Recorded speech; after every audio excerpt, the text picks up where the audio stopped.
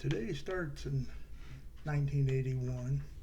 It was a July day, and my wife and I and my sister-in-law and my niece had decided we were going to travel up to Salt Lake City on vacation. So we packed all of our stuff up and got all our money orders ready and stuff like that. So we'd have cash. We were loading into my sister-in-law's car.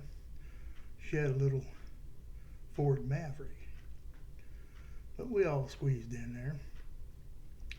So we took off. It was kind of warm. It was in July. It was right after my wife's birthday and my birthday. We both had birthdays in July. So we started off and had a good time. We'd stop at a few places on the way to Colorado and on into Utah. Well, we got up in the Colorado mountains, and we've been driving pretty much all day, so we stopped for the night, got a motel, rested up some, got ready, and the next morning took off again.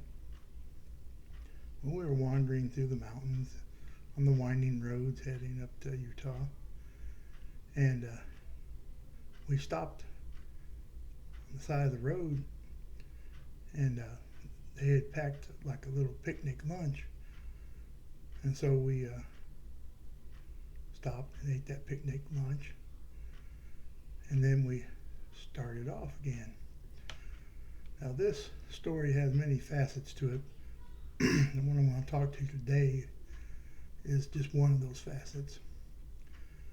Well, as we come out of the mountains into this kind of low-lying area, this guy in a large four-wheel drive, evidently, we found out later, had reached over to pick up his puppy who fell out into the floorboard, and he hit us head on, and it was a horrendous sight. Spun a car around, put us in the ditch. When it all came to a halt, I had been sitting in the back seat, and I'd fractured my leg and my skull. And then my sister-in-law had a stroke. My wife had unfortunately had such injuries that she passed away, and my niece was in bad shape, and so my niece and I and sister-in-law were all transported to hospitals there in Colorado, and to Kremmling, Colorado, and then on to Presbyterian in Denver. Well, while I was in the hospital, I was put on a bone unit because it had fractured my left femur, and I had caved in the sinus cavity over my right eye, and they had to put me in traction. So I was in traction for a while. They'd come in and tell me that they weren't going to work on my leg for a while because they were afraid that some of the fatty tissue in the skin had gotten in there and from the bone and might cause problems and go into my heart and such like that. So I was laying in there, and at this time it was taken, my family wasn't able to make it up there right away. So I was there probably a couple, 2-3 days.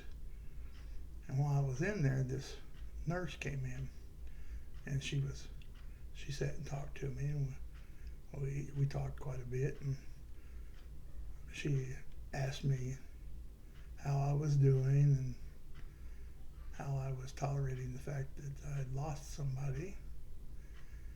And I was actually kind of, I'm sure I was really depressed and still grieving, because it was horrendous.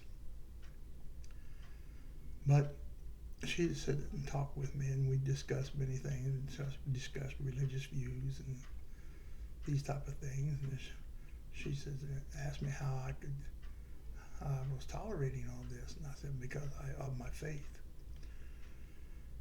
And so she would talk for a while, and then the next day, she came back in there and she sat down and talked. And we talked about all kinds of things, and gotten to find out that she wasn't assigned to me that day. She was just coming up there off.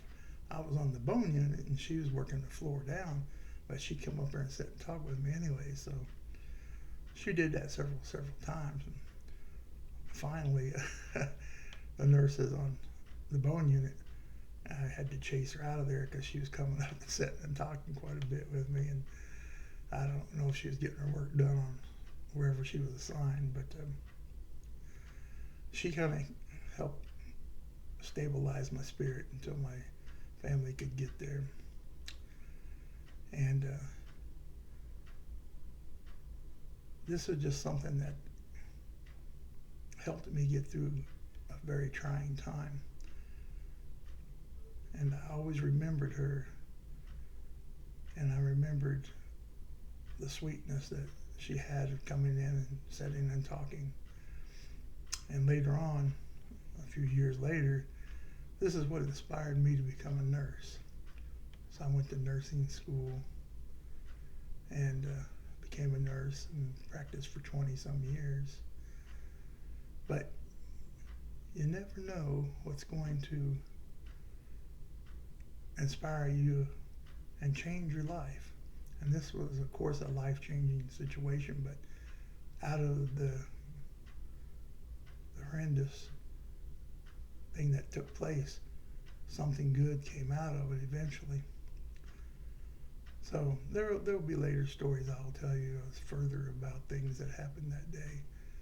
But today I just wanted to share the fact that this young lady, this nurse, had influenced me so much and impressed me so much that I wanted to become a nurse.